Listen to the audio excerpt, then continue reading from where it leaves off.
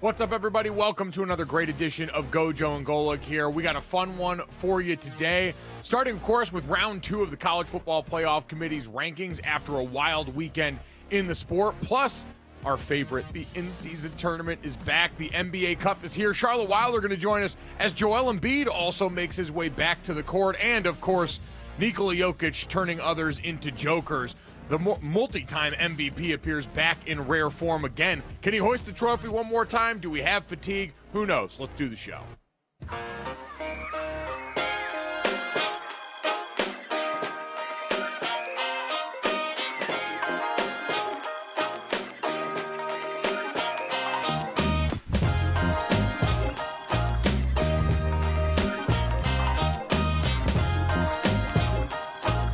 What's up, everybody? Welcome to GoJo and Golic. Mike Golic Jr. and Mike Golic Sr. here. We're presented by Campbell Chunky, soup that eats like a meal, and we got a great show for you today.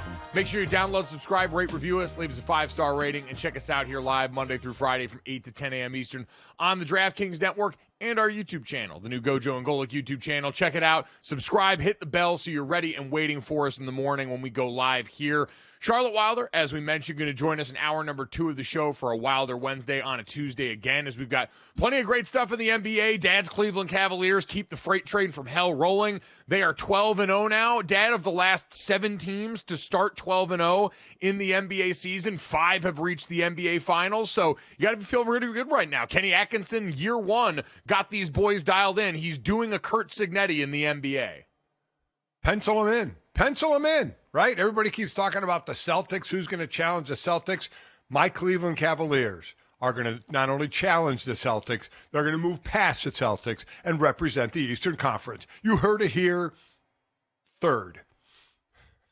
There we go. Booking it in mid-November in the NBA. I love the foresight on this one. And so while Indiana football is trying to get turned around by Curt Cignetti, and certainly Kenny Atkinson has the boys in Cleveland playing well, the Midwest representation is strong right now in some sports. But, Dad, what if I told you last night the Miami Dolphins saved the entire state of Florida from embarrassment this last weekend? The Miami Dolphins went out on Monday Night Football, got a much-needed dub, 23-15 over the Los Angeles Rams. But as was pointed out by Tim Reynolds on Twitter after this weekend, it was almost very dire for the state of Florida. It had never happened ever. Florida's FBS football teams, FCS football teams, and NFL football teams left this weekend a combined 0-11.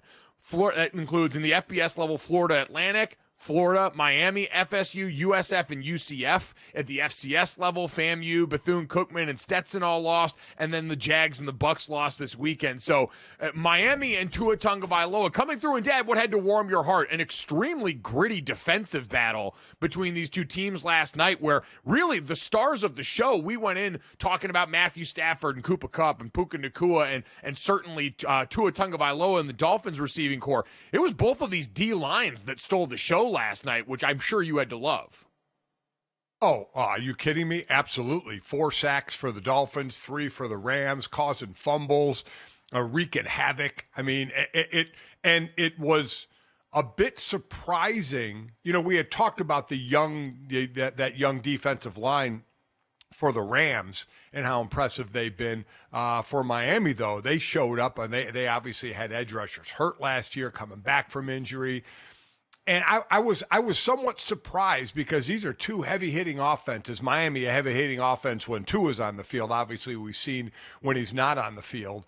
And after an interception and a head-first tackle, he almost maybe wasn't on the field. We'll talk about that. But I was really surprised at the Rams' offense not being able to get in the end zone from the red zone. They were 0-3 on touchdowns in the red zone. So they kicked 5 field goals. That was all their points, 5 field goals. 2 were over 50 yards. The other were 34, 22, and 31 yards, which means the ball was on the 16-yard line, the 4-yard line, and the 13-yard line where they snapped it from.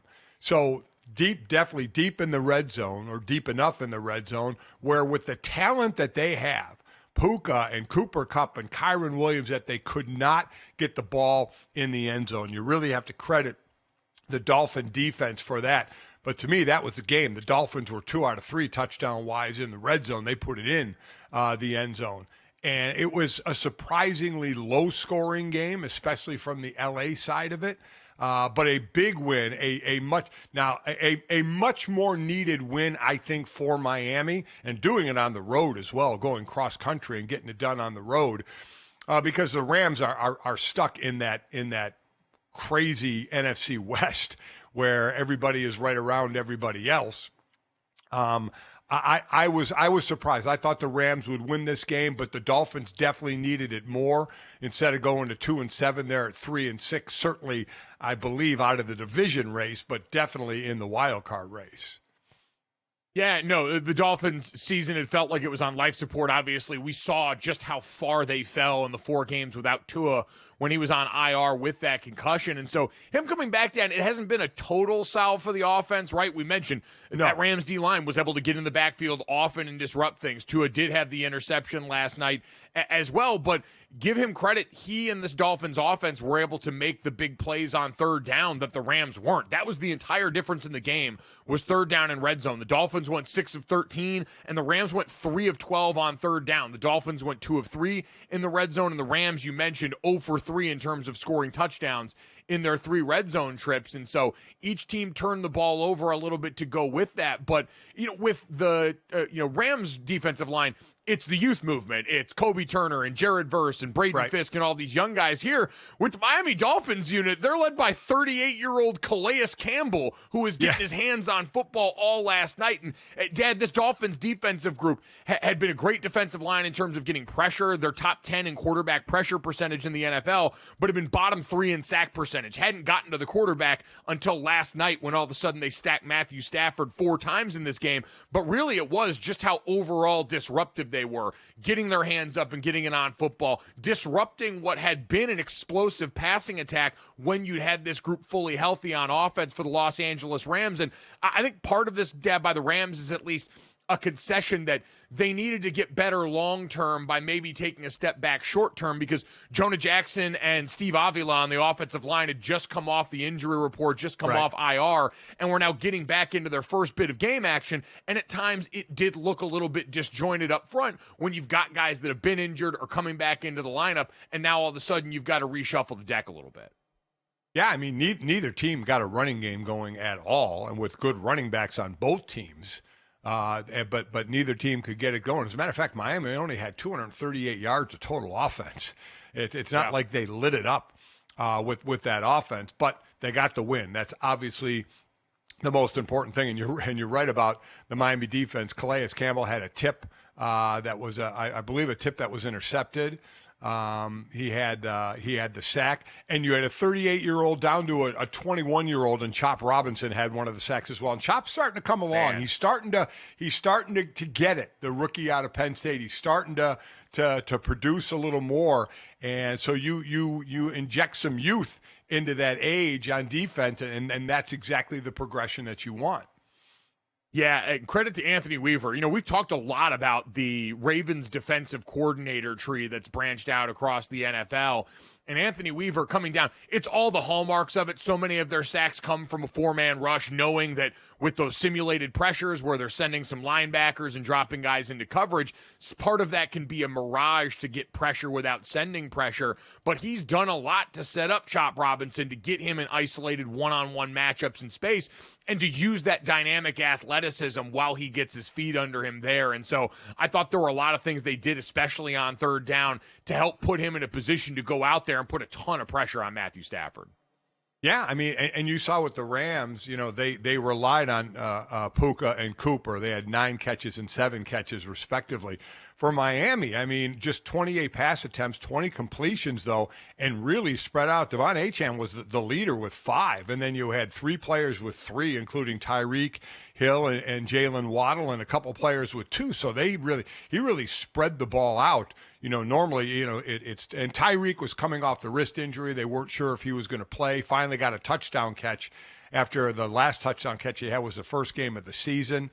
He was coming off that wrist injury, but spread the ball out. Tua was efficient, not only 207 yards, wasn't flashy, didn't throw for a ton of yards, you know, didn't see that deep ball going like you see with him and those receivers, but it was efficient because, as I said, the run game wasn't going. They ran 22 times, averaged 3 yards a rush. The run game really didn't go, but it was efficient enough on offense, and the defense helped out, obviously, in the red zone, keeping the Rams out of the end zone. Jalen Waddle, and you mentioned him and Tyreek Hill in that wide receiver core. Tyreek Hill, obviously, injury's been a part of it, and certainly for both of them, not having Tua, we saw what it meant for this offense. But Jalen Waddle, really bad drop last night. Just a guy overall who struggled to make an impact through a lot of this season. Had his first touchdown of the year come just last week against the Buffalo Bills. And so I'll be curious if they're able to your point, Dad, because this was much more impactful for them as they try and reinsert themselves into an AFC wildcard picture that we know is a little bit chaotic. It'll be curious if they're able to microwave enough of this continuity where, hey, they've got, you know, the years prior to this to certainly fall back on, but in the version of this year's team, get enough continuity together to make this happen down the stretch. Because you're right, it wasn't an overwhelming offensive performance. They haven't looked good in a while. Can they string together enough of that on the backs of an improved defense to make a push for this wild card? On a side note, I really think they should change the onside kick rule. Because, again, the Rams scored, made it a one-score game, 23-15, 39 seconds ago, so it's obviously an onside kick. And they did change the rule to say you can only do it in the fourth quarter when you're behind, and you have to designate you're going to do it. But, I mean, I think there were, of the many onside kicks this year, I think 1 or 2 only have been recovered. I think it's time to go to a 4th and 20 or a situation like that. Now, the other side of that is the offensive team that's trying to keep possession, may just throw the ball downfield and look for an interference call to try and get a freebie out of it, which is kind of the one thing why I'm hesitating, because you're going for that freebie and it's much more difficult on DBs, especially on deep balls. So that's the one thing kind of holding me back. But I wish they would change something, because the onside kick is becoming like the old extra point that was just basically automatic. And it's just about automatic that the kicking team is going to get the ball. I would agree. The NFL does not seem to like certainty in the aspects of special teams that it sees. And when something's becoming too much of a foregone conclusion, usually they do the right thing and change it in the name of making the game more interesting. So I completely agree with you. I've been a huge proponent of that change for a while. Another one of those that's come up from the spring leagues and usually been on the proposals from the competition committee. So I hope that works out there. But again, congratulations to the Dolphins for saving Florida last night. They keep themselves somewhat in the mix here. The Rams have their work cut out for them. They're 10th in the playoff seeding right now, but as you mentioned, the NFC West is a crowded ball of yarn with the Arizona Cardinals just out in front of the other teams out of reach. But, Dad, no real drama in the game last night. I want to get to some drama that we missed yesterday coming off of this weekend as Micah Parsons and the Dallas Cowboys came into focus. We know it's all bad for the Cowboys. They're talking about the glare in the stadium and all that, but Micah Parsons specifically came into focus as he was asked about Sunday after the game, some of the stuff with the future of the team, and it called into question some things. Here's some comments that he made about his head coach, Mike McCarthy, when he was asked about what he feels with this year's team. What's the sentiment inside the locker room, and what do you tell people who are wondering about whether McCarthy will be your coach next year? You know, that's above my pay grade about if Mike is coaching again next year. But, you know, all coaching aside, Mike can leave and go wherever he wants. But the guys I kind of feel bad for is guys like Zach Martin and guys who might be on their last year or on their way out, because that's who I wanted to hold the trophy for. You want to win games and do great things with those type of legends who put in more time and work than Mike McCarthy ever did. So and the question that was asked was about here in the Dallas Cowboys, did I see Mike McCarthy in our future? And I said, that's above my pay grade. So never once did I ever intended or wanted to reflect on Mike McCarthy's career because I always knew it was a good one. I've always had a great relationship with Mike McCarthy, and you truly never know. You never know how the dice is going to roll with coaches. But when you talk about guys you consistently going to war with, man, like guys that I seen Tyron and Zach barely can walk throughout the week, take a Toradol, go out there and play, being half a man basically and giving us our best effort. So when you see those type of things, you see guys pushing through injuries, pushing through just so much difficulty it is to play in this league. Yes, 100%. Every time I'm going to always choose the brother that we're going to bleed with, we're going to work with. So that was Micah Parsons, both in the locker room after the game when he was asked that question and his response to some of the backlash he received from former players, former coaches, as he addressed that on his podcast, The Edge with Micah Parsons. So, Dad, you're an old school guy. This is obviously all very outside of what you're used to. What did you make of these comments? Well, I believe Micah, and I know there's talk about Micah as a teammate and things like that in the locker room and such, but he was. And I heard some analysts say, well, if he shouldn't have compared it to Mike McCarthy. Well, he was asked specifically about Mike McCarthy and about Mike McCarthy being there. So I agree with him. I mean, while you want everybody to keep their job, I mean, it's the guys you're bleeding with and sweating with in the locker room. That's why he said it's above my pay grade. And he's right. Mike McCarthy can keep coaching. Once you call it a career, you call it a career, unless you're Brett Favre or, somebody you come back like a quarterback. But I mean, for the most part, when you call it a career, you're done. You're done playing. And I get what he was saying. He said, I want to hold up the trophy for a guy like Zach Martin, who can barely walk during the week and then goes and plays. I get the comparison. And he was asked, again, specifically about Mike McCarthy. As I said, I heard analysts saying he shouldn't have compared the two. Well, that's what he was asked about. And so I really did not have a problem at all of him saying, hey, that's above my pay grade. Can't, no reason to discuss that. But I feel bad for the guys I'm sweating with and bleeding with who have been in this league a long time and maybe coming to the end. Yeah, right sentiment, wrong phrasing, I think, because at the end when he said have put in more work than Mike McCarthy ever has, like, you understand what he means, but in the context of this, probably not going to sound great. And I'm sure he would even say that. Again, these are sometimes the perils of interviewing players right after games, after you've just gone to war for 4 hours and are now trying to compose your thoughts. And so I don't truly think Micah had any malice towards Mike McCarthy. Nope. When it came to this conversation, I think he acknowledged the reality that we talk about all the time here, which is you're absolutely right. You're on a clock as a player, and you're always going to be loyal to those guys in the locker room. And I actually found it endearing the way that he talked about Zach and Tyron and some of the elder statesmen in that locker room, an acknowledgement for a guy who has got his whole career ahead of him, who's going to be a multimillionaire 100 times over after he signs his deal this offseason, to still look up and say, hey, in the midst of this season that's gone to hell, well, I'm worried about these guys who may be on the way out, who have shown me how to be a pro since I got into this locker room. Again, I think it's the right sentiment. He chose a couple of wrong words in the way he jumbled it up with Mike McCarthy in there, but I don't think it's anything that's really going to drive a wedge into this locker room or between him and Mike McCarthy, who Mike McCarthy said, they've already talked this out. We don't have time to waste on this. Could not agree more. There were a couple of words or phrases that were wrong, but that's what everybody does. Everybody parses every word to try and decide what the sentiment is or what the intent is. And I agree. I think his intent was purely, hey, coaching staff, I don't have a say in it. And, you know, he did say the out loud thing, physically, players work harder. Coaches put in hours. I mean, listen, you get there in the morning and coaches are there. You leave there at night, coaches there. Coaches bust their ass. They put the time in. There's no doubt about it. But as Micah talked about, you know, you blood, sweat, and tears with the guys you're putting that uniform on with. And I actually thought it was kind of nice myself, the way he talked about Zach and the older players. He appreciated the guys putting their body on the line. Coming up next, let's talk about one NFL player who decided not to put his body on the line and maybe dealing with the fallout from it after that. We'll get to it next. You're on GoJo and Golic.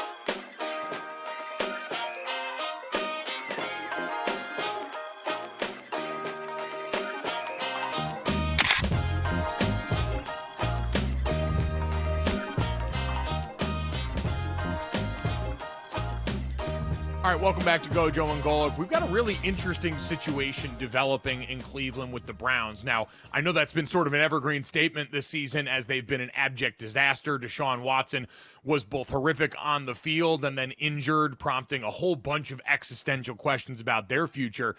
But now one of their offensive linemen may have actually brought his own future more into the focus sooner than expected. We'll get to that in a second here, but before we talk about beef that may be on the way out, Dad, we want to celebrate some great beef around this show because the fine folks at Campbell's Chunky, the soup that eats like a meal, let us give out the Offensive Lineman or Offensive Line of the Week award every week, and we poured over the stats, and it could have gone a lot of ways, right? We all kind of threw the Germany game aside, but Credit to that Carolina Panthers offensive line. They helped grind the way for Chuba Hubbard in his new contract to run for 153 yards. We certainly could have gone back to the well on the Detroit Lions, who were road graders the other night in a comeback. Penei Sewell out in space, just running over defensive backs. It feels unfair. But then we saw this the other day, courtesy of the folks at the 33rd team. The Chiefs' offensive line has been an interesting study this year. The tackles have certainly struggled at times, especially when you have Kingsley Suamataia, the rookie that had been pressed into duty this last weekend. But we got to give some love to that interior three, one of the best in the NFL when you look at Joe Thuney, Creed Humphrey, and Trey Smith. According to the 33rd team, they have combined to allow just 29 pressures on the season and 0 sacks in 359 pass blocking snaps. And so, Dad, this team's identity, at the very least, secure in that middle three, which we know for quarterbacks, having a pocket to step up into, even if you've got pressure coming from the outside, can help create a lot of those big plays that Mahomes had. So shout out to those guys holding it down. Yeah, and you ask any quarterback, they would rather it be more secure up the middle, coming straight at them, than out at the edges. We always talk about edge rushers. Edge rushers get the big money. They get the quick pressure, but it's that pressure coming straight at a quarterback where all of a sudden there's trash down at their legs, or you can get a pass blocked on penetration straight up the middle. So it is the interior offensive line that is. I just did a game with the Houston Texans, who their interior O-line had given up the most sacks going into the weekend, 20.5 sacks, and how they were struggling a bit and had to kind of move around the line, putting Juice Scruggs from center to left tackle and left guard and Jared Patterson into center. So how much they're struggling, this Kansas City interior is not. They are playing some ball. They are very stout. Yep, going to be interesting now. They've already paid Creed Humphrey. What's going to happen with Trey Smith as he's coming off that and certainly been an incredibly productive player. Going to deserve a massive payday by either the Chiefs or somebody else. You'd like to see that. As always, and I've heard Jordan Rodrigue, our friend over at The Athletic, who does a great job covering the Rams, always say, pay your beef. It is so much harder to find these rare body types in the middle than at this point it is to find the kind of guys at receiver that seem to be coming out every year in the draft. So rare beef is something you need to hold on to, tenderize, and make sure you show it the love and care it deserves. And remember when they drafted Trey Smith, they had signed Kyle Long to be the right guard. Kyle Long was brought in to be the right guard, and he got injured. And Trey Smith, played as a rookie, and boy, oh boy, was that a good thing he played as a rookie, because he showed out right away. And he's up for a big payday. Well, and remember, Trey Smith was a guy who's a 6th-round pick by Kansas City in 2021, but so much of that was tied to health issues that he had coming out of Tennessee. Right. He was a player that, in terms of what he had done on the field, was probably a 1st-round grade, but because of the medicals, fell in the draft, unfortunately for him, but he is more than going to recoup that on the back end after being one of the integral parts of a Super Bowl winning offensive line for that Chiefs team. So those guys have been putting on the line for the team. Dad, let's talk about this Jedrick Wills business with the Cleveland Browns. So Jed Wills has been the starting left tackle for the majority of his career in the Cleveland Browns. He was actually GM Andrew Berry's first draft pick when he came over and became the GM of the Browns, the 1st-round pick all the way back when. He's in the final year of his rookie deal now. And, Dad, that's what makes this all the more interesting. Jedrick Wills called it a, quote, business decision when he sat out a recent game here for the Cleveland Browns. He had been dealing with an ankle injury that he sustained in the first quarter against their Cincinnati Bengals. And so said that it was his decision to go and not play in the most recent game, where he ends up benched in favor now of DeJuan Jones, who's a 2nd-year tackle for this team out of Ohio State, who kicked over to the left side in Wills' absence, has played more than double the snaps that Jed Wills has this season, who's dealt with injury. And so now going forward, Dad, he says he's a little surprised that he's returned from their bye week and he's found himself bench after starting all 57 games that he had been healthy for here. We just went through some version of this with Anthony Richardson and the Colts, where you had a guy taking himself out in the middle of the game. Where are you at on a player like this taking himself out, dealing with these kind of nicks that come up during the season? So, as you mentioned, he was a number 10 pick in 2020, Barry's first pick. And he had played through ankle injuries. He actually hyperextended his knee in the Cincinnati game, and then did not play, chose not to play in the Ravens game. So this is where and I'm not saying this out of toughness. I'm saying this out of a 10th round draft pick that I was, my thought process was, and I think you had the same thought process as well, coming to the NFL as a free agent. If you took yourself off the field where we were picked, you weren't going to necessarily get back on the field. Wills had started, of all the games he was healthy, he had started every game. He had started 57 games of the games he was healthy for the Browns. He was a first-round pick. There's a difference of a first-round pick and a 10th-round pick and a free agent as far as security is concerned. So all I can do is speak of from my time in knowing that I would never have pulled myself off the field for fear, again, not toughness. Let me stress, not toughness, for fear of not getting back on the field, of just being replaced. And because I played 9 years and I was a starter for maybe half those years. The other half of the years I'm a backup, and some of the years I'm fighting to make the squad. So I had to be on the field. So I can't really decipher this of if I'm, and it didn't matter if I was, I know they say, well, if you're only 50%, why go out there? Let a guy who's 100% go out there. Well, that wasn't my train of thought. I was thinking about self-preservation of going back on the field or having a place on the team. He's not in that situation. Now, he is in the last year of his deal. If they don't re-sign him, they restructured his deal, he'll cost about $11 million against the cap. We're just in two different situations. So I can only go on how I would have approached it as opposed to how he approached it, because he has supposedly security of, even if he's hurt, normally would get back on the field, but the Browns made a different decision here.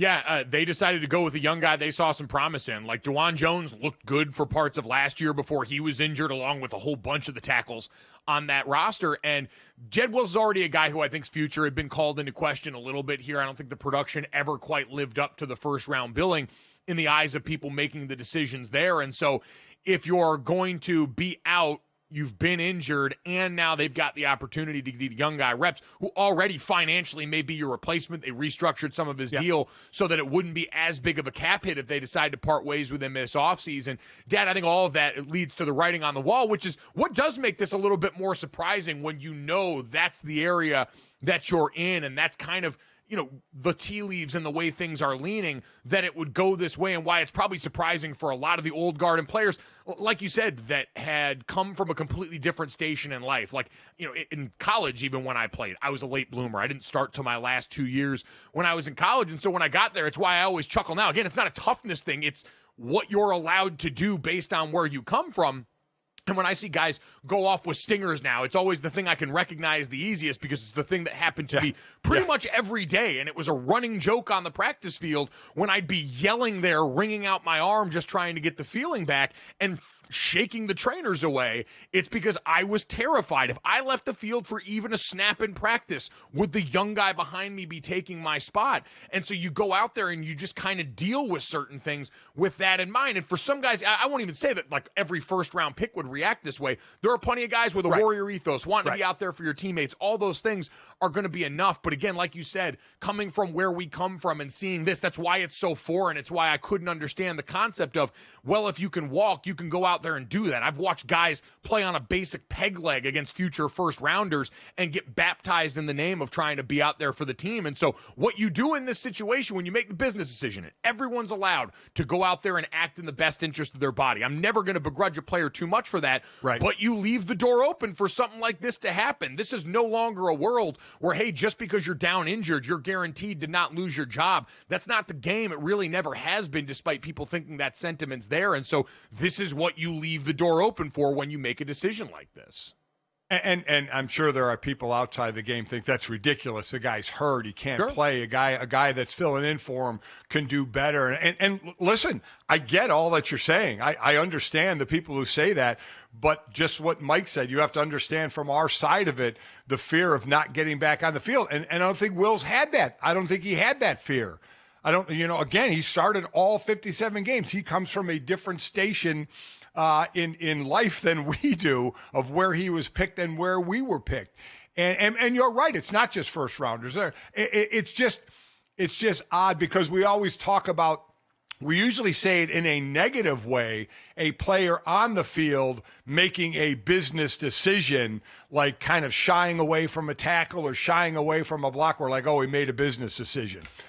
Just kind of like Tua made a business decision to throw his head in there and tackle a guy. But usually when you say I made a business decision, it's in a negative way. And Wills is saying flat out, I decided myself, I made a business decision not to play after the Bengals game going into the Ravens game because I was injured.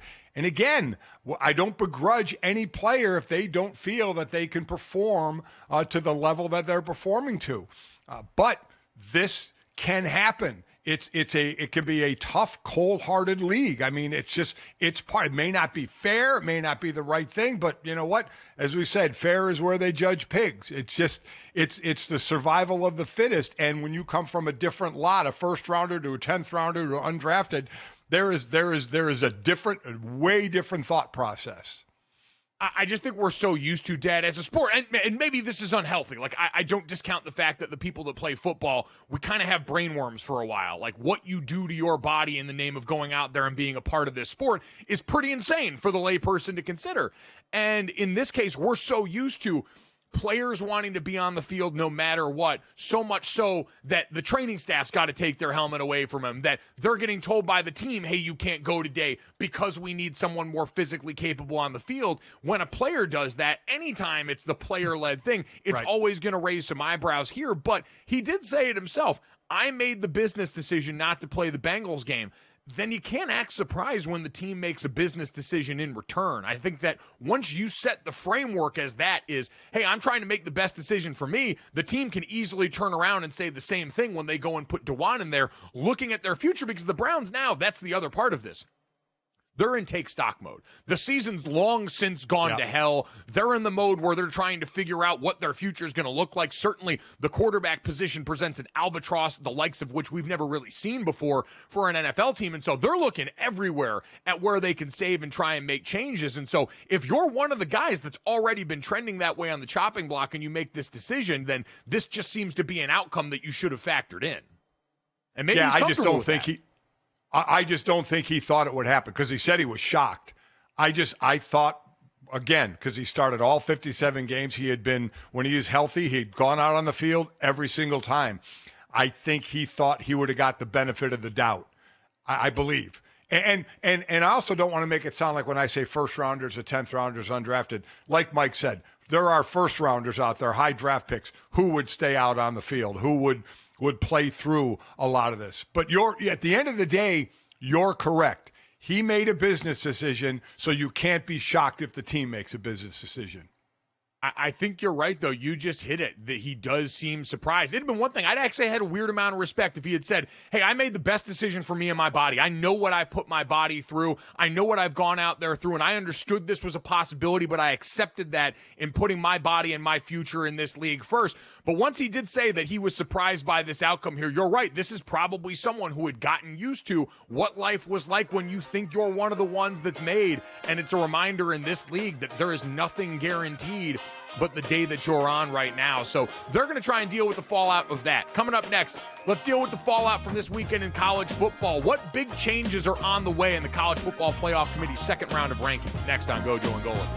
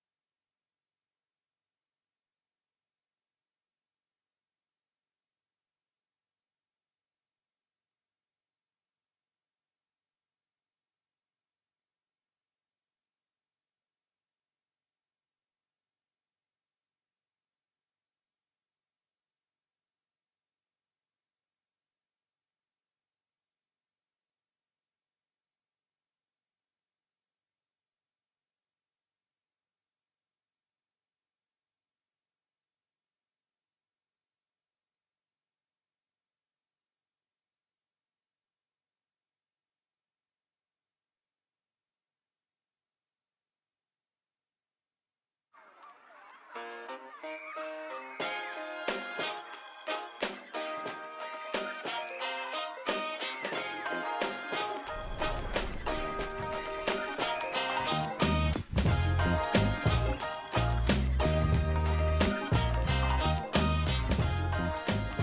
right, we've got Charlotte Wilder joining the show in about 20 minutes to look ahead to some NBA.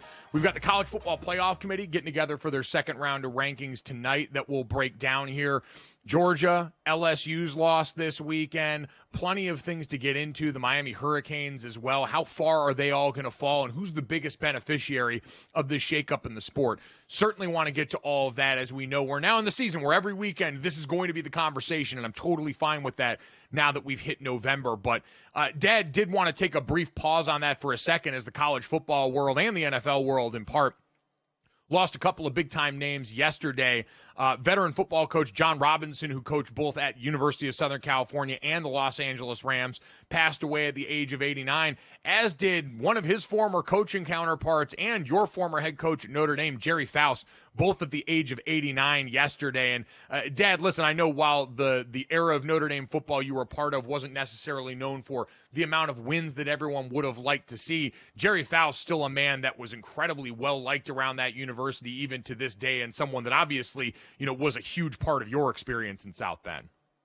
Yeah, I was the first to commit under him on my freshman class, and I was the first in the class to commit when he became the head coach at Notre Dame. Came from Cincinnati Moeller, obviously a very powerful high school, and he had his 5 years at Notre Dame. Again, my only college coach, and John Robinson. Quite honestly, we Jerry coached against John the first 2 years, my freshman and sophomore year. John Robinson was obviously the longtime coach at USC, and in 81 and 82, my freshman and sophomore year, they coached against one another. And then I played against John Robinson when he coached the Rams, and I was in the NFL as well. So two really good men. I mean, and for Jerry, you know, the thought he was in over his head at Notre Dame as a coach, the years did not go very well.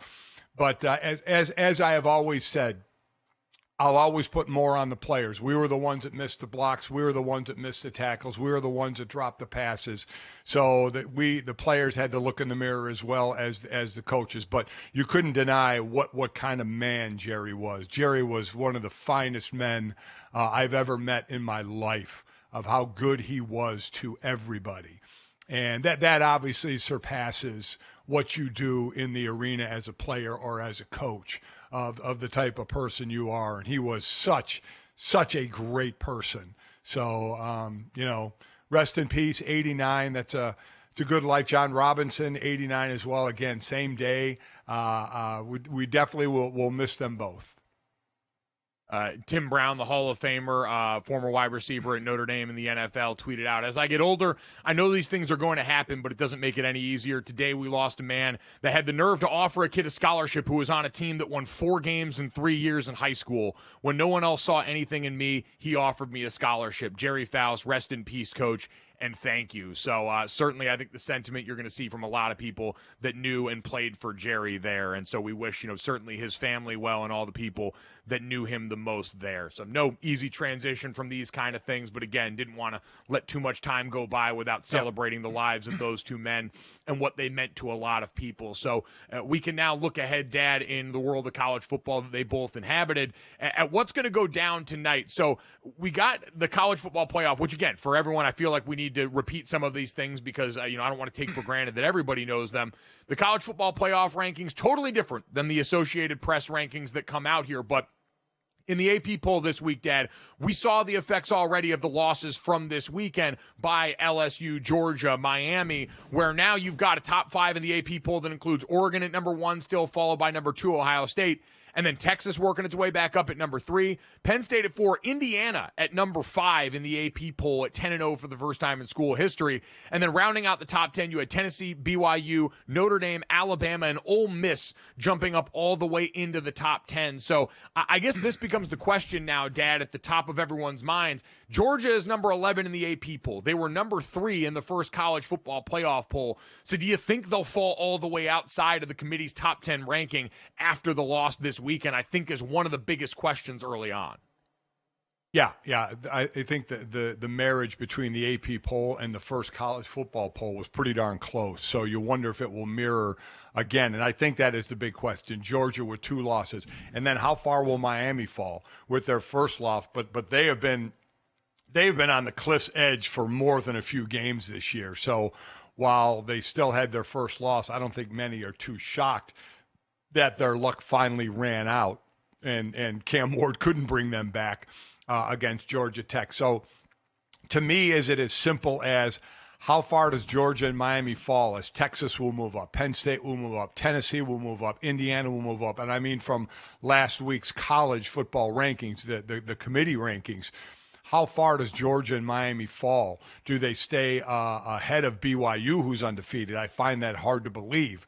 Miami, their 1 loss is against Georgia Tech. It's a better loss than Notre Dame's at Northern Illinois. So does Miami stay ahead of Notre Dame, which was 10? And does Georgia fall out of the top 10 and possibly the top 12? Do they fall past Alabama, which beat Georgia? So now you have two lost teams. You have to put the team that won head-to-head ahead of the other.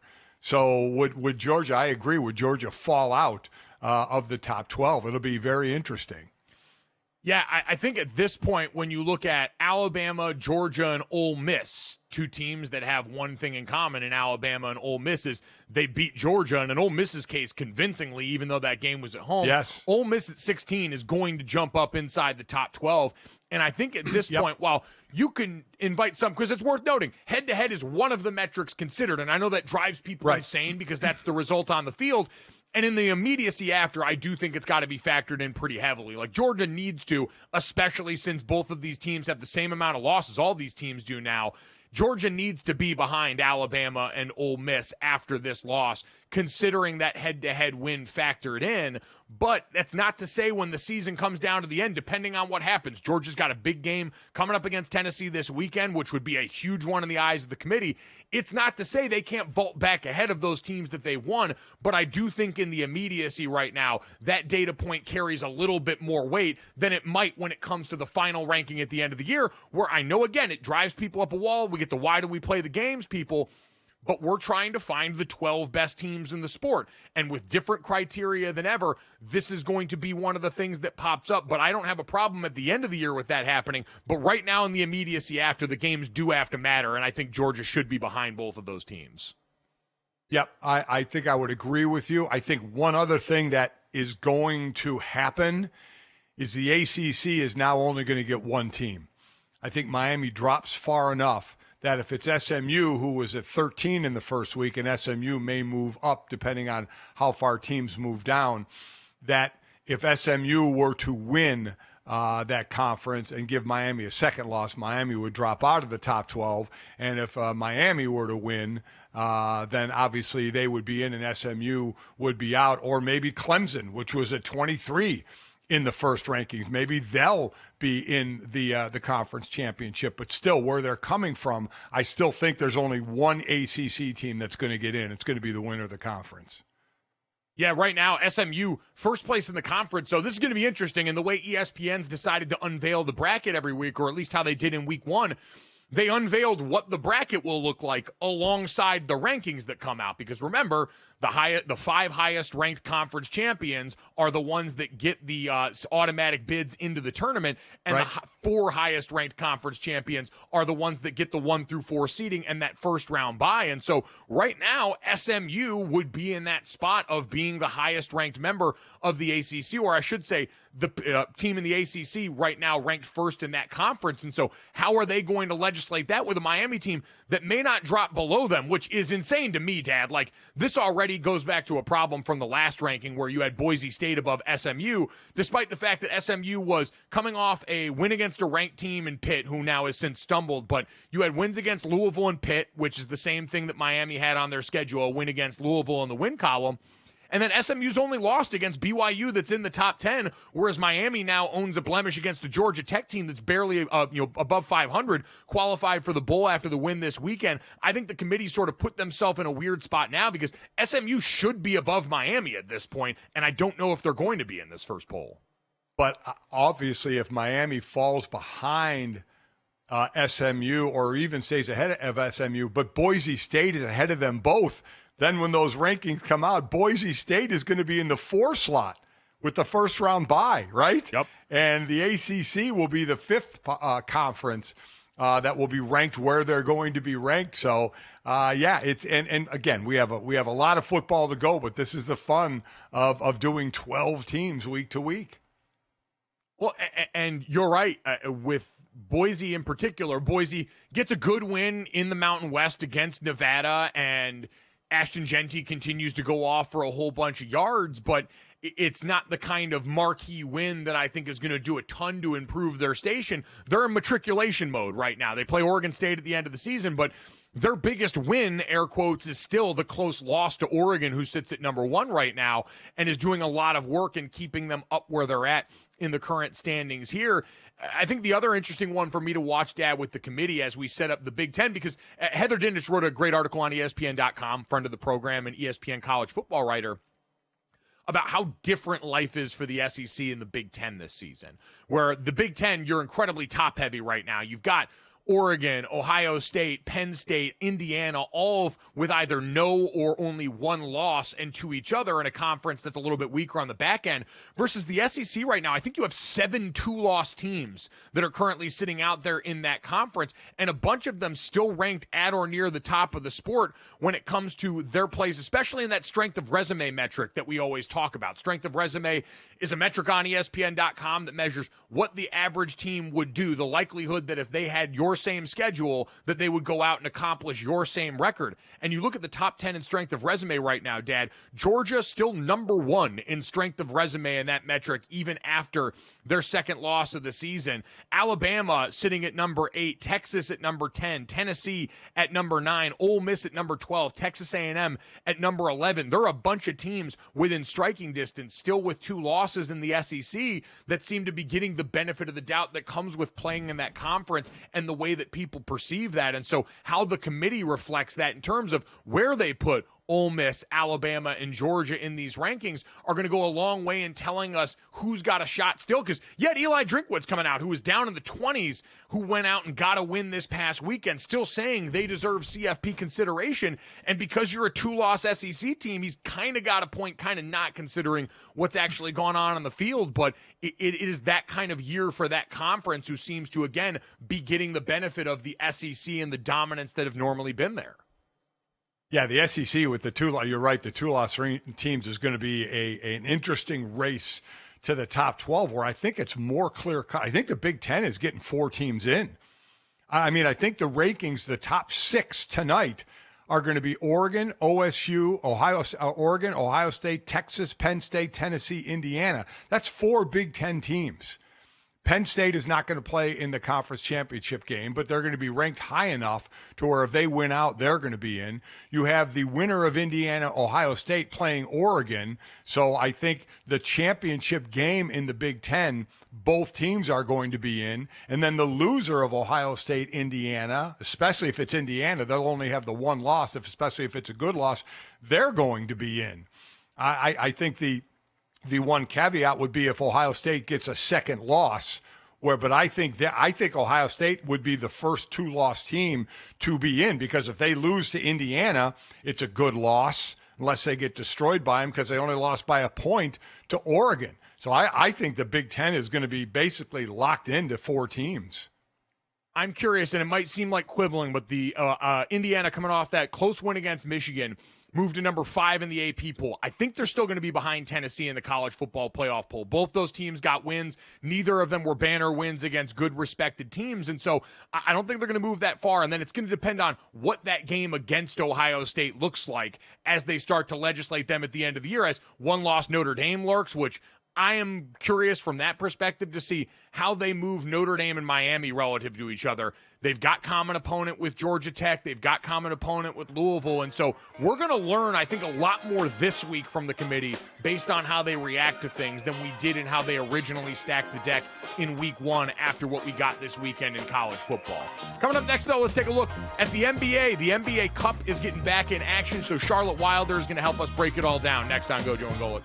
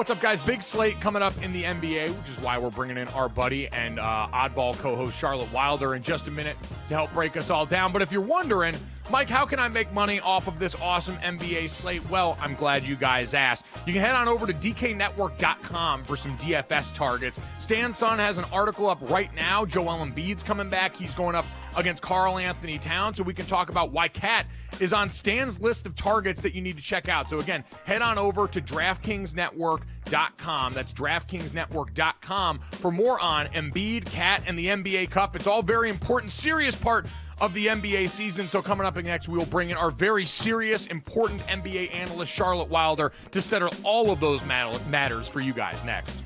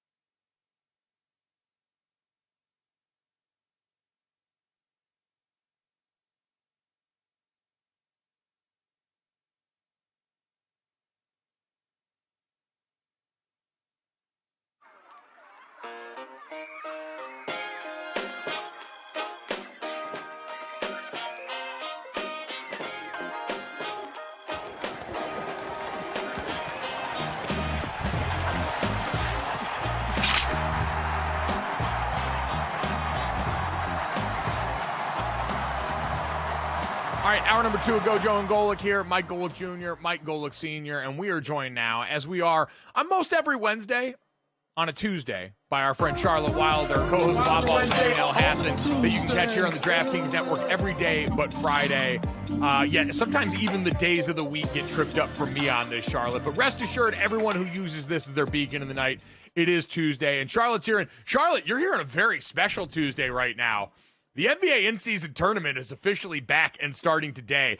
And after last year, I am actually excited for this. Bring me back my freaky, colorful courts and these games in a format that I'm still only loosely familiar with. How jacked up are you right now? Mike, both of you, I think it was right here on this show last year that we were like, what the heck is this? What are we doing? How do we feel? I couldn't care less about this. And by the end of the, what was then the in-season tournament, what is now the Emirates NBA Cup, I was just I was a believer. I was sold. I was buying what they were selling.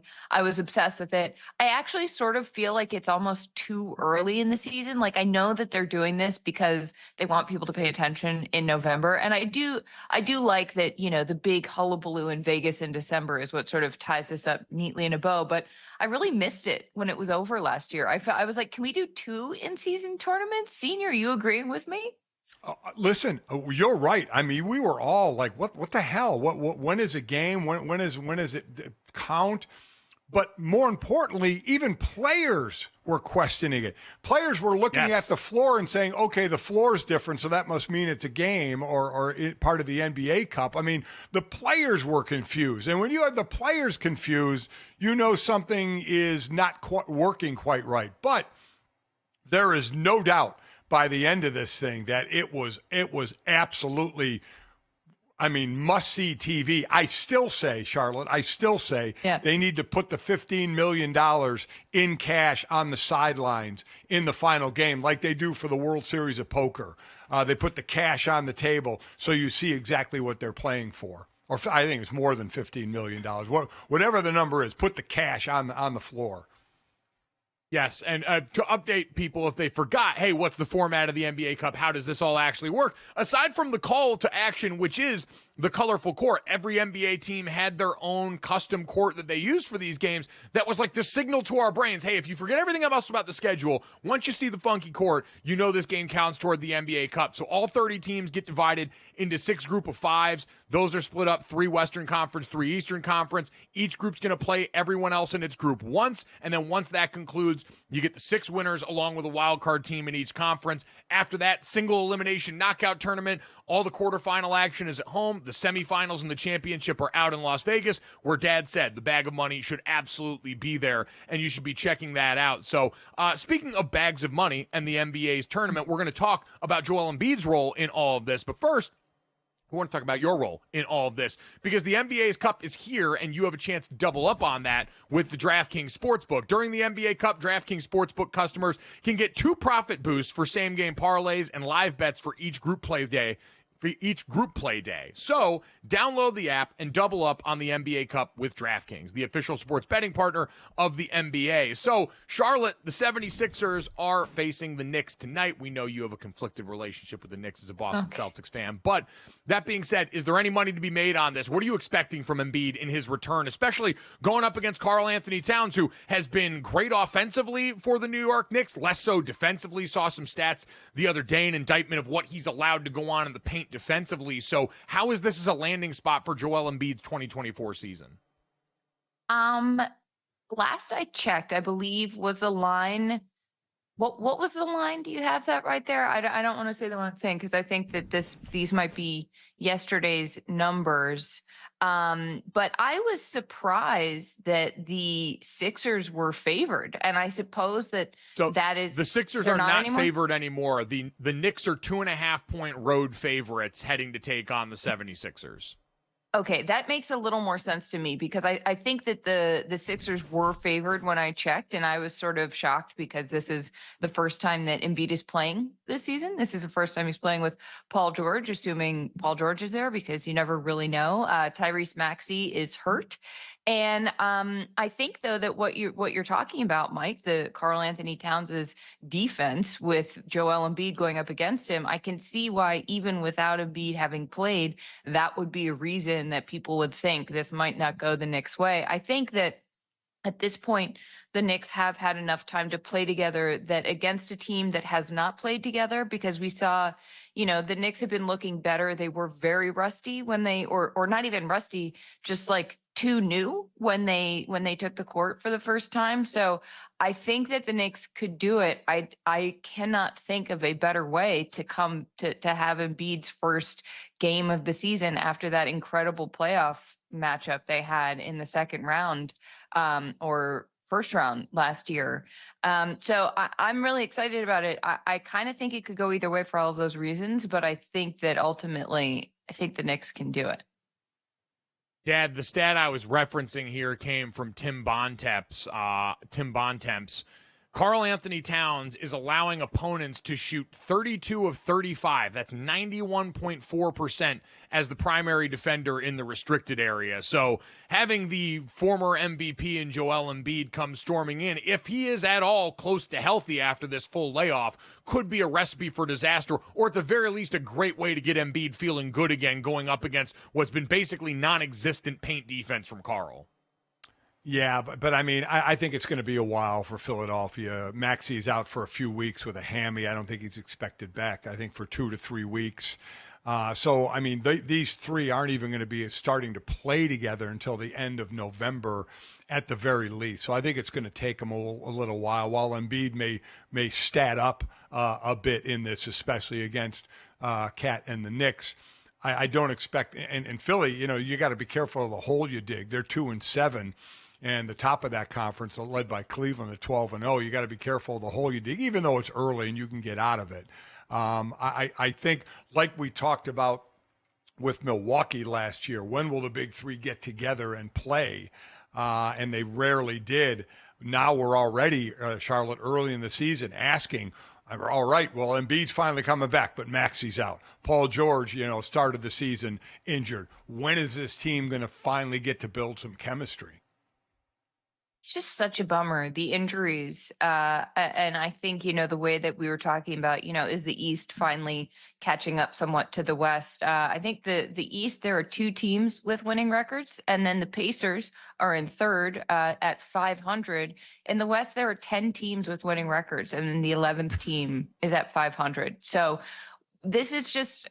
I hope that things can turn around, because I think it would be such a bummer to have another season where everyone says on the East, the way they did about the Celtics last year, like, oh, it's just a cakewalk until you get to the Western Conference team in the finals that you're going to play. It happens that the East won that, but who am I to talk about a lowly Eastern team?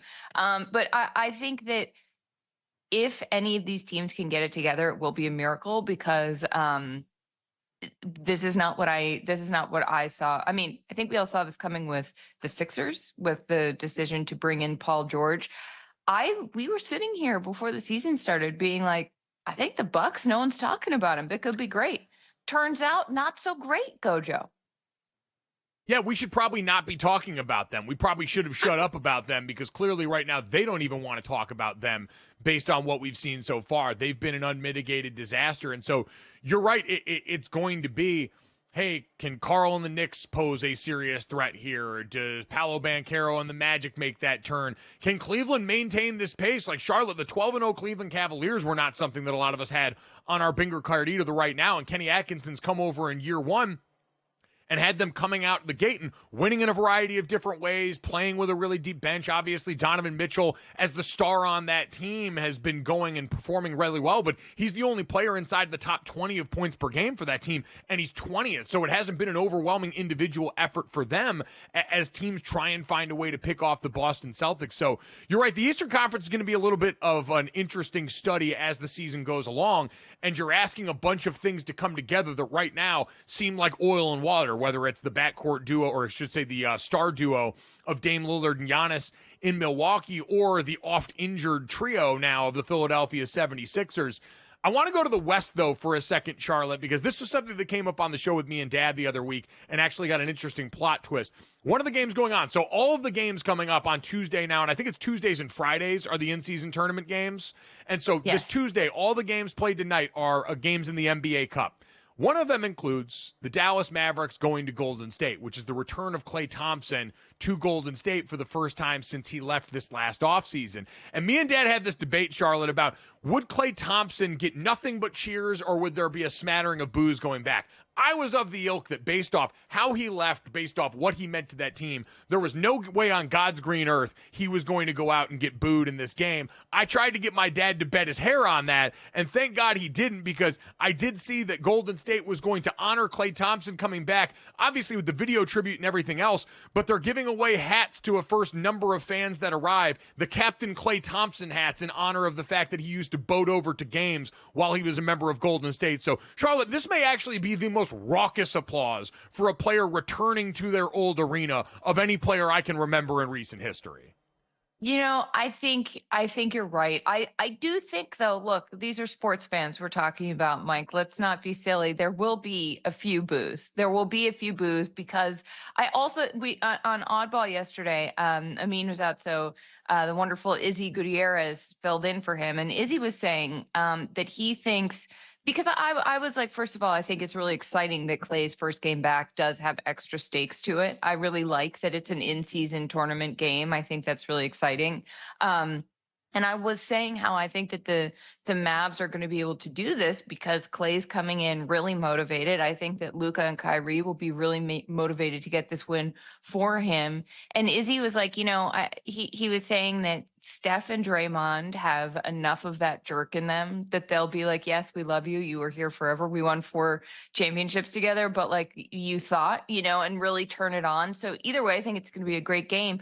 But I think because of that, because the players themselves are going to be caring so much, eventually it's going to turn into, I can't convince myself of that. They're giving out captain's hats, and it's Klay, who's probably the most likable, kind of wildly chill man who has ever played basketball. I think you're right. I tried to talk myself into it. Sorry to take you all on this roller coaster with me. You guys are both forgetting fan is short for fanatic. There's going to be some boos. And if you're just asking about a smattering of boos, I will make the bet, because there will be a smattering of boos. There will be people that have had enough to drink at this game to where they're going to boo Klay Thompson. Dad, the amount of texts I got from people around the Golden State Warriors, who are fans of that team or have followed them for a while, who heard your take and shouted it back to the student section here, I am almost willing to guarantee 100% approval rating for Klay Thompson going into this game. What I want to ask you guys, though, especially is, what do you think it actually manifests on the court right now? Klay Thompson's averaging just under 14 points a game so far this season. The over-under for him in this game, where the Warriors are favored at home, they're 3-point favorites, but the over-under on the point total for Klay Thompson's 15.5. You going over or under on that? In his return, all jacked up in this arena, where I'm sure Luka and Kyrie and the rest of these guys are fully aware of exactly what Charlotte described. Over. Definitely over. Oh, yeah. Klay's going to go off. Unless Golden State, they know him very well, so they'll know exactly what to do about him. But I think that I think over. I definitely think so, Senior. I definitely say over. I think without a doubt it's going to be over.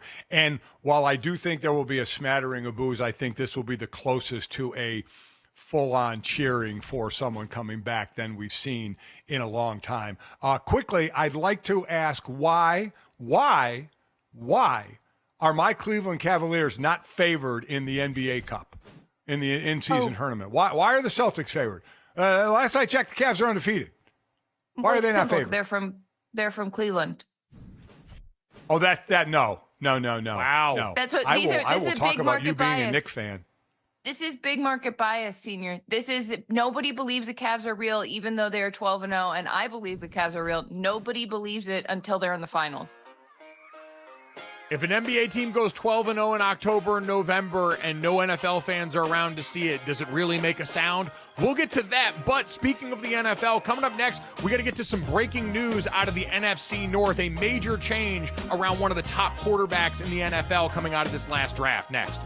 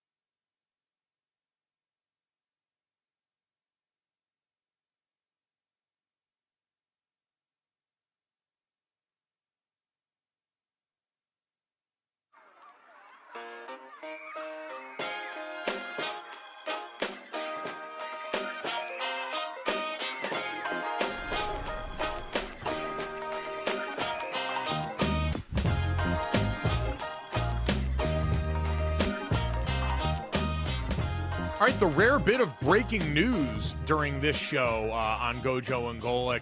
Out of the NFL, as we're sitting here talking about the NBA Cup, the NFL decided to reinsert itself to the center of the conversation. As per ESPN's Adam Schefter, Shane Waldron, the offensive coordinator of the Bears, now out in Chicago after what we saw this last weekend, Dad, an absolutely abject disaster for a Bears team that was down multiple starters on the offensive line. Caleb Williams sacked 9 times against the Patriots, who really presented the last sort of winnable game on their schedule. So he is now the second offensive coordinator fired this season. Luke Getsy with the Raiders, we know, was fired beforehand on this. Thomas Brown, who was the passing game coordinator for the Bears this season and was the offensive coordinator for the Panthers last year, now going to take over as the play caller for this team. And this is what we talked about, Dad. This kind of begins the process that we always feared for Caleb Williams, because I can't imagine this is sort of the death rattle for Matt Eberflus and the rest of this staff now. And Caleb Williams, the number 1 overall pick, is going to start to look and see a lot of the same things that Justin Fields did as the quarterback for this team, a new staff around him in year 2, more than likely, but at the very least, a new offensive voice in his ear, which we know early development-wise for a young quarterback can be a real hindrance. I mean, go back to Justin Fields. Who was his O coordinator? Luke Getsy, who got fired from Chicago as the O coordinator. And they bring in Shane Waldron. Shane Waldron, another one of from the Sean McVay tree. Right now, Shane came from 3 years as an OC from Seattle, but 3 years previous to that, he was the tight ends coach and then passing game coordinator for the Rams for Sean McVay. The 6 degrees of separation of Sean McVay were his coordinators, and again, Sean McVay calls the plays, so the coordinators weren't calling the plays, have become head coaches. See Zach Taylor, Kevin O'Connell. around the league, and others like Waldron moved from passing game coordinator to OC in Seattle and then OC in Chicago.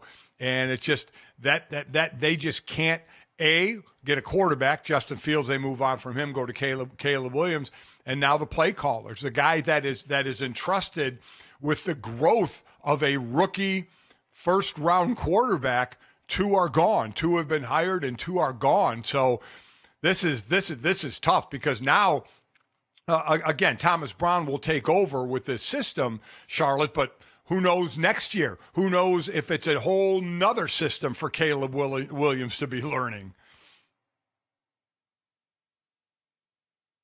Something going on in the Bears organization where things aren't working, because Shane Waldron, correct me if I'm wrong, I believe he had pretty good success with Geno Smith in Seattle, right? He was able to help him, do what he was doing. And I feel like Justin Fields, we've seen him have success in Pittsburgh. Yes, Russell Wilson is starting now, but I think you get to a point where it's like you can fire however many individual pieces as you want, but something organizationally does not seem to be working. And so what do you do about a problem that seems to be a lot bigger than just continually getting a new quarterback and firing offensive coordinators, especially when these quarterbacks, I mean, these are number 1 picks. These aren't like, I don't know, Gojo. It starts to feel like there's something else going on. Well, and this is one of those spots where, and I've seen plenty of people pointing to this online, but the through line with any organization, you're right, is ownerships. The McCaskies are ultimately the ones, if you're going to look at the Bears' run of anonymity throughout a lot of this recent history, and especially the way they've mishandled first-round picks, the coaching changes, because again, this whole regime, Matt Eberflus and company, were on trial for their jobs at the end of last season, and they could have gone with the clean break. They could have said, hey, we're going to go out here and we're going to restart the clock with everybody knowing we've got the number 1 overall pick, and we plan to use that. And when they didn't, they left this risk out there that they could go and repeat history the way that they have with guys that they spend a ton of draft capital on. And so, Dad, again, I do look at ownership ultimately as the ones at fault for how you've handled this now, and they're going to be the same people that we expect to go out and fix this problem and try and do for Caleb Williams what they couldn't. They've already done it with the roster to an extent, but to now do with the coaching staff what they couldn't for Justin Fields. Boy, go back to the start of the season, preseason and the start of the season. This was a team that was a non-playoff team that the expectations of them this year was to be so much better and possibly make the playoffs with Caleb Williams and the new roster they put around him, and just how bad it's gone. It's you just don't know how it's going to go in the NFL. And it's been an abject failure, which you thought because what was the joke? Justin Fields is in Pittsburgh looking at Chicago saying, where were all those weapons when I was a quarterback? But again, the offensive line not really built to suit and deal in that offense. Now, it's multiple things. It's not just the O-line, but they're certainly a big part of it. They certainly are a big part of that, and to your point, Dad, the players are always going to shoulder a lion's share of the blame, but when you look at Shane Waldron, a lot of Seattle fans, when this hire got made, were looking at Chicago like, listen, you think you're getting the Shanahan-McVay coaching tree, but when you look at this offense, one of the most stagnant offenses in the league, the polar opposite of what we usually associate with those guys that are in constant motion in terms of snaps with motion, either at or before the snap. The Bears used the 5th least amount in the NFL. They had the 5th fewest plays with motion before the snap. And you can see the offense, it does not do a lot to help Caleb Williams out. Right. It does ask him to go through a lot of these reads and progressions pretty early on. And you even remember with Shane Waldron going back to his time in Seattle, there was sort of the power struggle between him and Pete Carroll about what they wanted that offense to look like.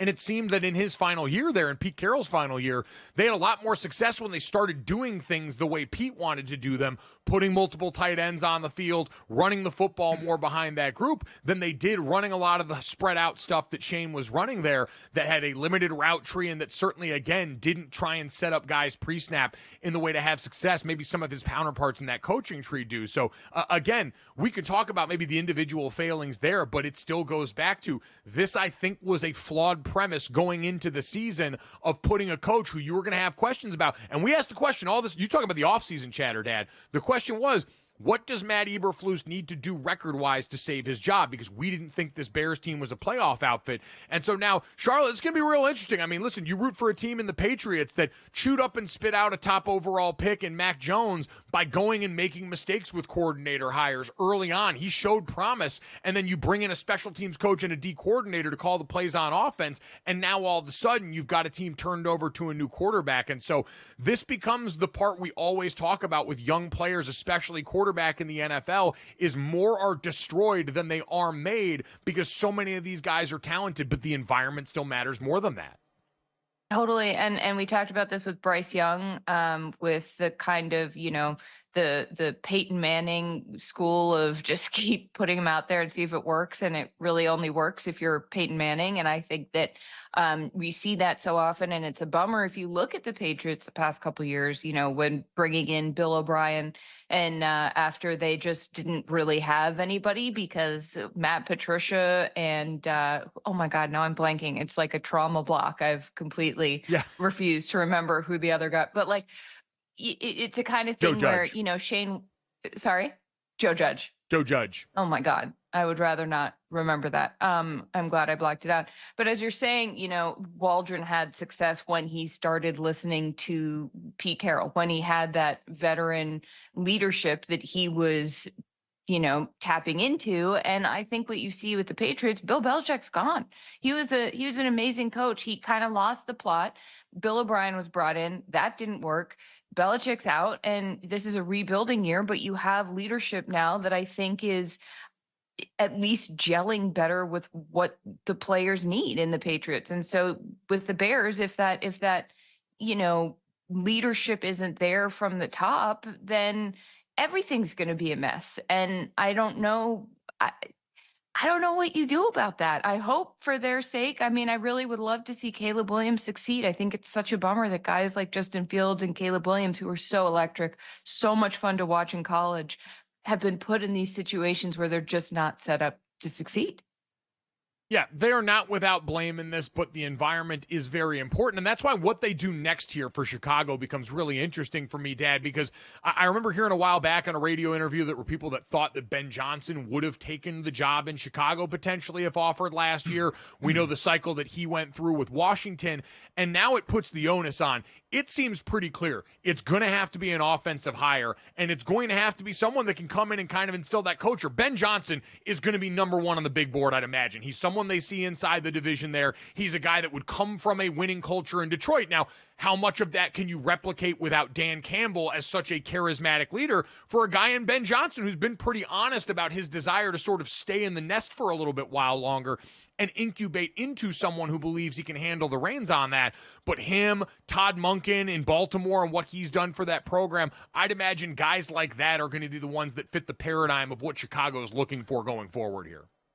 Yeah, listen, Ben Johnson turned down head coaching jobs. If they win the Super Bowl, I think it's about guaranteed he'll go be a head coach somewhere. Even if they don't, he may still say, okay, it's time for me to go be a head coach. But there'll be, unfortunately, plenty of jobs available. And, with the new group of coordinators to take over. But, back to Charlotte's point, you look at the thought of New England not starting Drake May, letting him sit for a little bit and then bringing him in, and what the expectations were for New England and what the expectations were for the Bears were two completely different situations. And now they flip-flopped. New England has won 2 of their last 3. The Bears have lost their last 3. Drake May is playing consistent ball, not great ball, but consistent ball for a team with basically no weapons. That Caleb Williams has all the weapons. It's not like New England has a great offensive line either. We know Chicago doesn't, but I give credit to the way New England is kind of building, and boy, you really got to scratch your head at what's going on in Chicago. Nope, I would agree. It presents a lot of issues for this team going forward, and I don't know. I'm going to be fascinated because we've talked about the wholesale problems that exist there.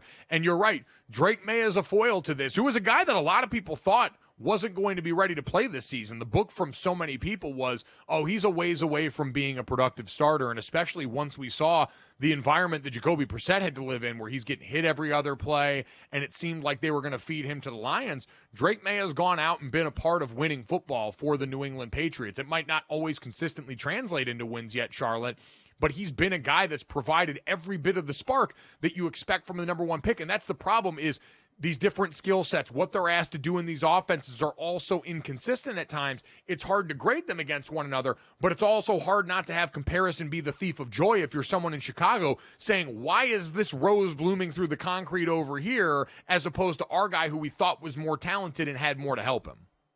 I mean, it's sort of the curse of expectations. And I think that some of this was probably warped in 2020 when Joe Burrow went to the Bengals, got hit every single play, and still managed to look really, really good, and then managed to take the team to a Super Bowl the next year. It's almost like that warped expectations of what people think from, you know, if you have an elite quarterback, well, he can deal with the lack of an offensive line. He can deal with whatever coaching mishigas is going on.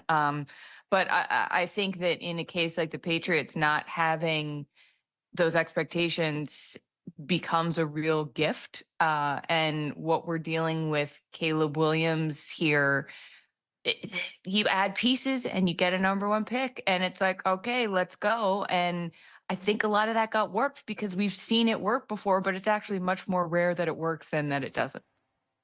As this year goes on, and you know, Mike, we talk about this all the time. We never call for the firing. I think there are going to be more than a few head coaching spots available. I just start looking down the line and think, man, especially we know in the microwave society that we're in now, to make a change. Maybe not like to the tune of Carolina making a change so quickly, but I just go through and see more than a few head coaches that are going to be on the hot seat where teams may pull the trigger on it. No, I certainly agree. And then that puts the pressure on teams who are getting ready to lose very important coordinators. We mentioned some of them there. I'll be curious to see what happens for a guy like Liam Cohen, who's quietly put together some pretty good stuff with Baker Mayfield and that Tampa Bay Buccaneers squad. Another guy who's been a part of that Sean McVay coaching tree.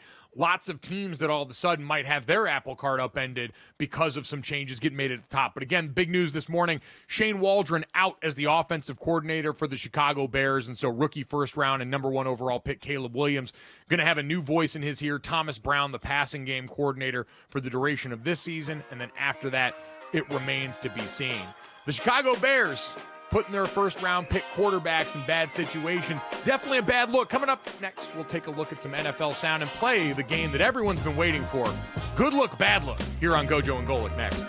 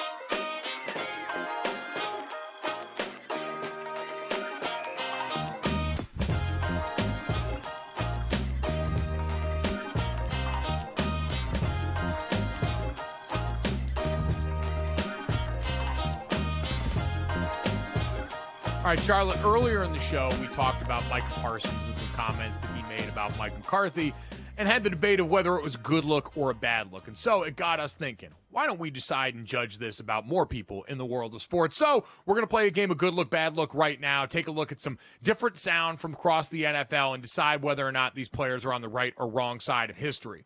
And since we were already talking about him, we might as well get to this very wholesome moment from Drake May. I won't lead the witness too much on this, but Drake May, after a big win against the Chicago Bears this last weekend, opened up the press conference, coaching up the media a little bit and trying to show some love to his defense. Let's take a listen and decide good look or bad look. Phones down, notepads down real quick.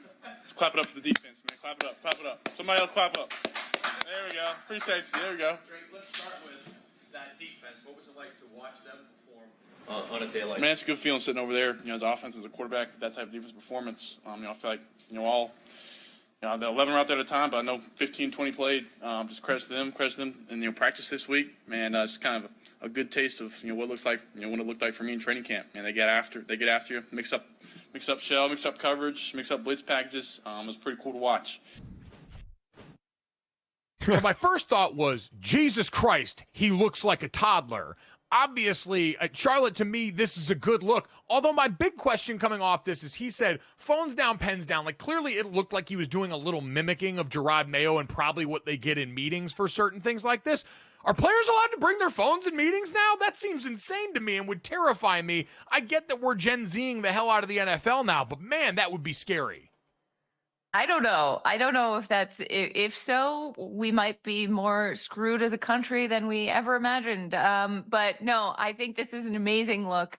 It's so adorable to me. It's just like the cutest thing ever. Drake May, he had one touchdown and the defense held the Bears to 3, which given that it's the Bears, I don't know how much that's saying, but I just thought it was so pure in some ways. It's like it felt like a kid coming in and mimicking like what he's seen his mom or dad do in, like an 8-year-old coming in and being like, here's how my mom or dad like would welcome you to a dinner party. So here's what I'm going to do. And there's something just like when everything can feel more individual in team sports, I think, and where it's a game of highlights, the fact that this, young guy came in and was like, let's clap it up for the defense I loved it. I absolutely loved it, Senior. Listen, first off, I can't believe phones are allowed in the meetings. I refuse to believe that would be a thing. And second, listen, this is a harmless, wholesome thing where I'm sure the media eye-rolled it, right? I'm sure they were like, oh, God, okay, whatever, because you know what the beat writers aren't used to? Wholesome, harmless things. They're not used to that. They're used to some sort of turmoil going on. So this is harmless. He's a big kid. He was appreciative of the defense, but from the beat writer side, I could just see him like eye rolling. It sounded like one media member clapped, just to kind of appease him, and then they moved on. Right. The funny thing to me is like, that's not what the media is there for. They're not there to clap for you, which made it funnier to me because he was like, he like either did it as a joke or did it because he doesn't understand what they're there for. And either way, it's very funny. Yeah, we're all one big team. It's like a stand-up comic bombing at a set and getting one bit of applause in the back that sustains the joke and keeps him going. So congrats to Drake May. Keep workshopping your bit. I think it's going to work out amazingly for you there. Let's go to a quarterback inside that division who's having not as much fun. Aaron Rodgers and the Jets continue a rough season this weekend. Here was Aaron Rodgers not expanding on an answer Sunday after their game. A lot of emotions this year for sure. I thought, after a big win Thursday night, nice long week, we were going to come out with a lot of energy and win the game, and we just, we didn't come out with great energy on either side of the ball. And offensively, you're not going to beat anybody scoring 6 points. Wondering if you could elaborate that in the context of like, what your expectations were coming into the year and then seeing yourself here in 3 and 7? Yeah. I'm not going to. Why not? It's a lot of different emotions. You know, seems like there's that's a loaded answer, but it's not the time or the place to get into any of that right now, Rich. But at some point, I'll give you a better answer. I actually think relative to the standard of Aaron Rodgers' answers to questions that people find disagreeable, this is actually a fine look for me. I have no problem with someone saying in the heat of the moment after this, I don't feel like expanding on all of this. So, Charlotte, I see the incredulous look from you, but I actually don't have a ton of issue with this. GoJo, do not fall for this. This is classic Aaron Rodgers being an agent of chaos while pretending he isn't. He said, a lot of emotions, not going to get into it right now. Eventually I will. This is like the most coy. See, he's saying a lot by not saying anything. He's saying, I'm not going to get into it. What clearly now everyone's like, well, what is it? You clearly have some big feelings, Aaron. And also, why does he do this like ASMR press conference? He's like, a lot of big feelings. Very It's soothing, like, honestly. A lot of big feelings. I'm like, I don't know. He's preparing as for far his as he future as goes- a podcast host. Oh, God help us. Listen, I'm glad he didn't expound upon it because, Mike, as you and I have talked about, you don't want to start making others, cash the check that you're writing, where then the writers go around to different players and said, hey, but already they're going to ask. Aaron said there's a lot of emotion. What are the emotion? But I am glad he didn't go, even though I understand your thought, Charlotte. I say I'm glad he didn't go into any specifics. You know me. I am always going to be old school as far as interviews. Give nothing, say nothing. Don't give reporters the ability to go ask a teammate about something that you said, make them cash a check that you wrote. So I'm about as boring an interview, and I think post-game that should be. Everybody's at fault. Everybody needs a look in the mirror. Don't lead the witness anywhere where they can go in and start asking questions. All right, well, if Charlotte thinks that Aaron Rodgers might be playing a little coy here and maybe trying to send a message without sending a message, it's the perfect segue into this. Good look or bad look from the Dallas Cowboys, visual edition.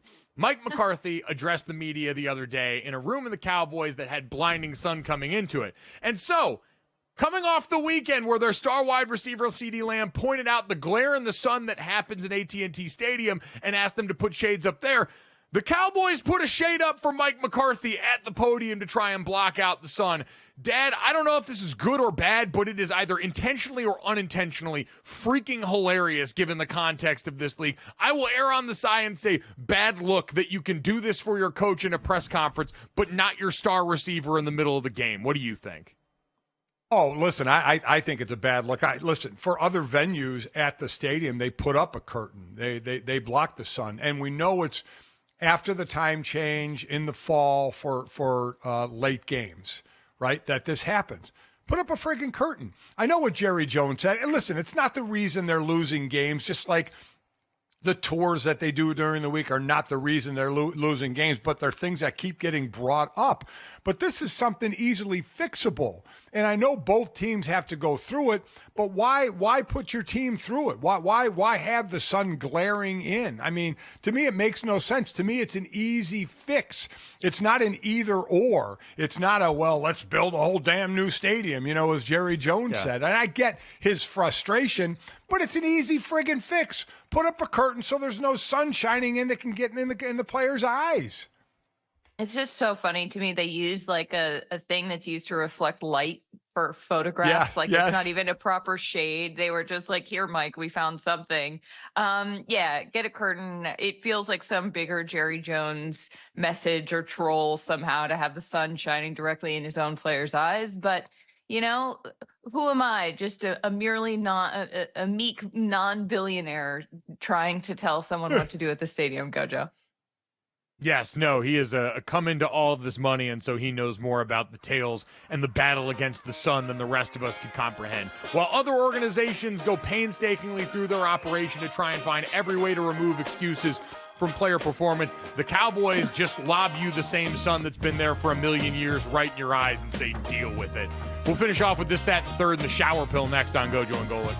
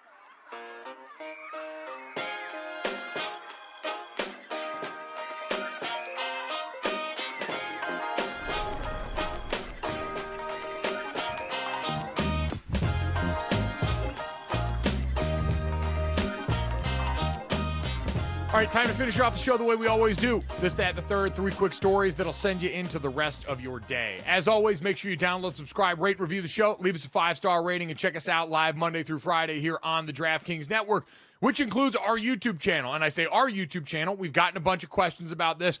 We obviously have spent a long time on the DraftKings YouTube channel underneath the podcast tab where you got to go and search for us. We now, with the people at DraftKings still, this is not like any sort of break with them. We're still obviously loving DraftKings partners.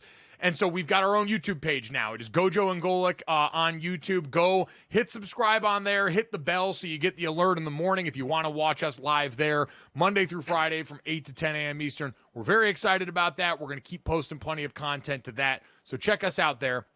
If you have to miss us live or any of our great guests, and shout out to our buddy Charlotte Wilder for spending the second hour with us today for a Wilder Wednesday on a Tuesday.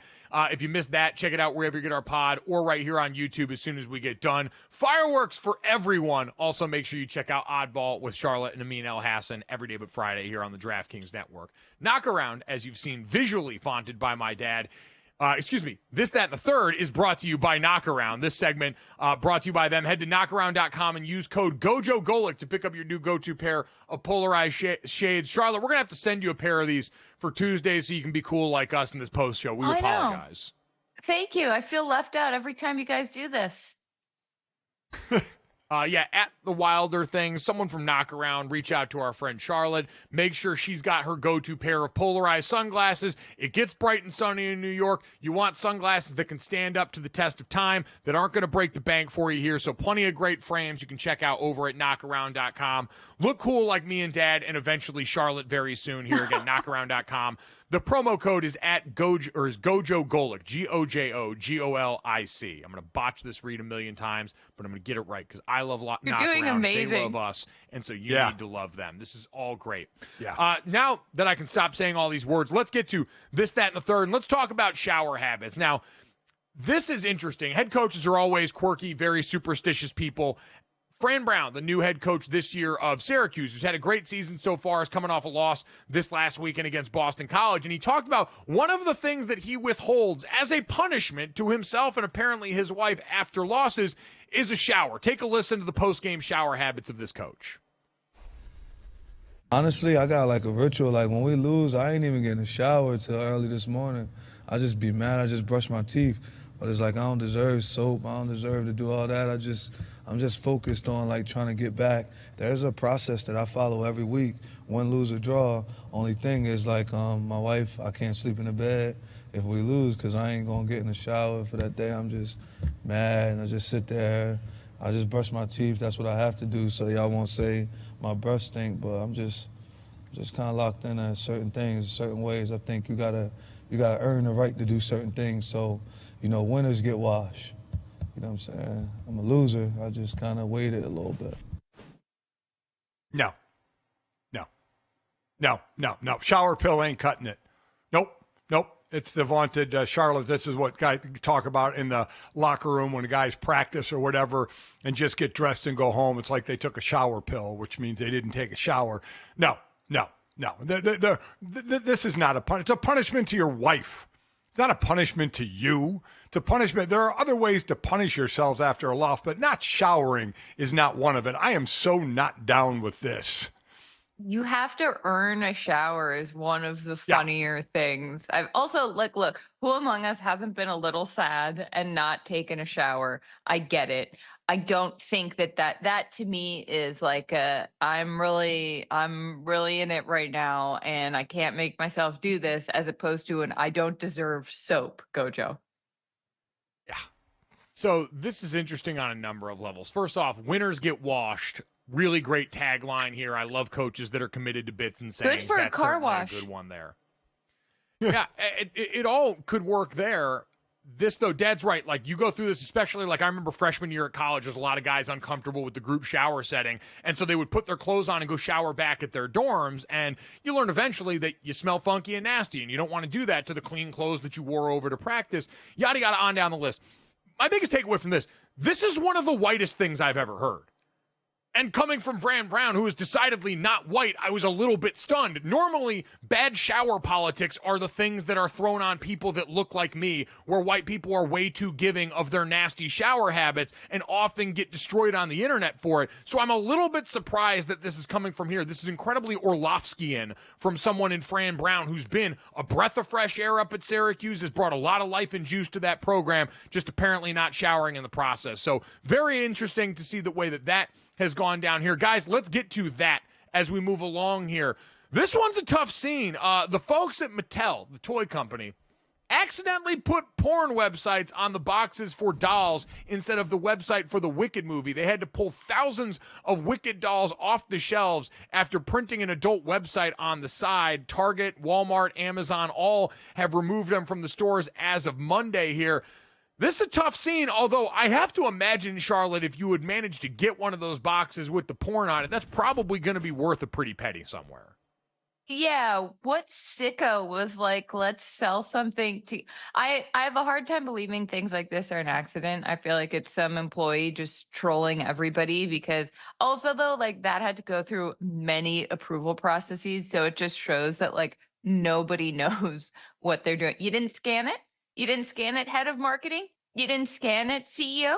You didn't give it a scan, intern? Like, there are so many different people who had to be like, yes, let's put these on the shelves for it to get there. Seems like an organizational problem, Senior. Yeah, maybe a marketing move. Right now they pulled some thousands of boxes off, but when they put them back on, they're going to be sold. And they're maybe not going to be sold for the product in the box, but just to see if it's a porn site still on the box. Now, obviously they could shoot it you could check it out in the store. But yeah, it does have to go through a lot of approval. This is a hard one to believe that it just slipped through the cracks and the box just got checked on down the line. I'd imagine it's like the QR code or something on the box, right? That's the only thing that makes sense to this. Yeah. And they pointed out, most people aren't looking at the packaging of the box long enough once they tear the toy out of it to really notice this kind of mistake. But you do want to take careful precautions so that kids aren't seeing something like this. I was one of the weird kids who read everything. I read the whole box. I read the cereal box. I read the shower shampoo bottles. I read all of it. No, there was not a single thing on a box that I didn't read. So I would have caught that. Thank you very much. Wow. So you're one of those that like reads your contract, huh? Well, I scan for words that I might recognize. Contracts are different, Senior. Come on. Contracts are different and comparatively so much less weighty than what's on the side of the box of Cinnamon Toast Crunch, so I don't need to pour over all of those details. Let's get to the third. A little bit of a history lesson for one Angel Reese, who took to social media to try and get people to take down a picture someone had posted of Angel Reese back in the day as a young recruit with Gino Auriemma wearing the Yukon gear. She said, let's put this picture back wherever y'all found it. This is, Charlotte, kind of like the Marvel Cinematic Universe what if Angel Reese had not gone down to the Bayou, become Bayou Barbie, become a national championship, and now one of the young faces of the WNBA for the Chicago Sky. Yeah, I tell you what, she wouldn't have dribbled. That's for sure. Gino famously, team basketball to a point where you're like, anyway, wild, truly wild, and proof that nothing ever goes away. And also proof that I'm so glad that when I was a teenager, Twitter didn't exist and you had to bring a special camera with you to take a picture. Couldn't do it on your BlackBerry, or you could. Which is back I certainly now, by didn't the know way. how. Blackberries? No, that's back now, by the way. Kids love the digital cameras now again. All the Gen Z kids love them. Yeah, but your phone can also still do it. You know, it's not like we were protected by our limits. They are choosing another venue. I actually think it was pretty cool what the Mercury did, having players sign, and a couple players ripped up the pictures, the old pictures. But I thought that was a pretty cool idea, pretty cool thing to have the players look at the old pictures, and most of them obviously signed them. Yeah, the social media trend of handing players old pictures of themselves. We'll have to get the GoJo and Golic version of that at some point. I'm sure there's dumb, embarrassing pictures of all of us in that cinematic universe. So if that's something you're looking for, God, the pee pants. You know what? Yeah. I'm not ashamed of the pee pants picture. I was hydrated for that game. You don't got to get ready when you stay ready. Download, subscribe, rate, and review our pod. Thanks so much. We'll talk to you tomorrow.